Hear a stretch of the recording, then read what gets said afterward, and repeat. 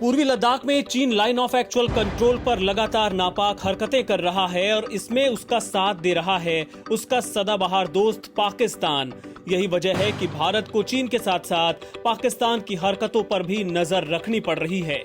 सूत्रों के मुताबिक पिछले सप्ताह चीन की एयरफोर्स PLAF का एक रिफ्यूलर एयरक्राफ्ट पाकिस्तान के कब्जे वाले कश्मीर के इस कुर्द में उतरा था।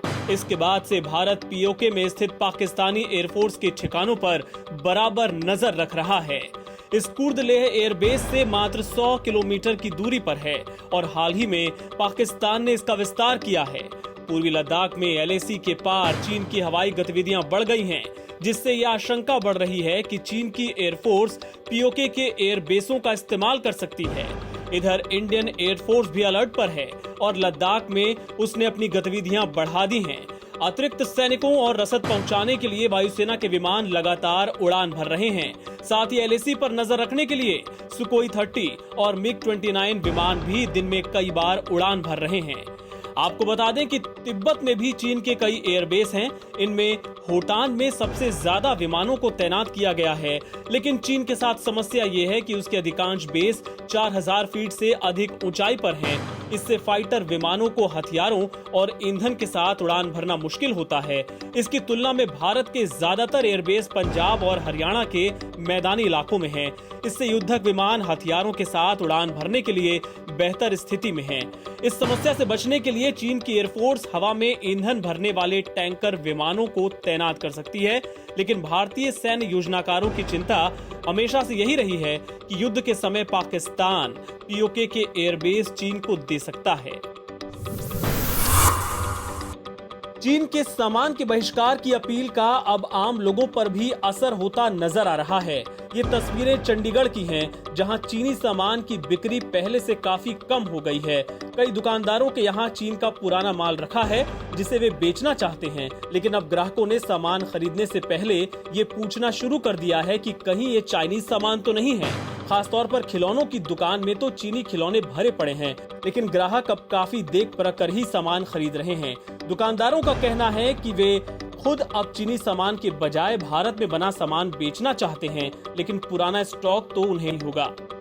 कस्टमर जैसे आ रहे हैं वो आके ये पूछते हैं कि ये चाइनीज़ प्रोडक्ट है, तो कुछ तो ऐसे भी कह रहे हैं कि चाइनीज़ प्रोडक्ट नहीं चाहिए। तो ऐसे है कि दुकानदार की भी कोशिश है कि जो स्टॉक पड़ा है वो तो अपना वो क्लियर करना ही चाहता है कि क्लियर हो जाए, लेकिन आगे दुकानदार भी यही कोशिश करेगा। दुकानदार भी यही चाहते हैं कि हम आगे इंडियन प्रोडक्ट ही लेकर आएँ, तो वही हम सेल करें, लेकिन जो स्टॉक है वो तो क्लियर करेंगे। लेकिन आगे दुकानदार की भी यही राय है कि परचेजिंग हम आगे से मतलब चाइनीज़ प्रोडक्ट की ना करें। सरहद पर चीन के साथ बढ़ते तनाव के बीच शिमला में सालों से रह रहे चीनी मूल के लोग चाहते हैं कि दोनों देशों के बीच शांति कायम हो। जॉन भारतीय नागरिक हैं, लेकिन उनके परिवार की जड़ें चीन में हैं। शिमला में उनकी जूतों की बड़ी दुकान है। वो कहते हैं कि भारत में कभी उनके साथ कोई भेदभाव नहीं किया गया और वो खुद को भारतीय कहलाने में गर्व महसूस करते हैं। उन्होंने कहा कि दोनों देशों की बातचीत के जरिए इस विवाद को सुलझाया जाना चाहिए। मैं यहाँ पर 3rd जनरेशन चाइनीज़ हूँ, तो मेरे को ऐसा नहीं लगता कि मतलब यहाँ के जो लोकल लोग हैं हमें चाइनीज़ एज अ चाइनीज़ देखते हैं।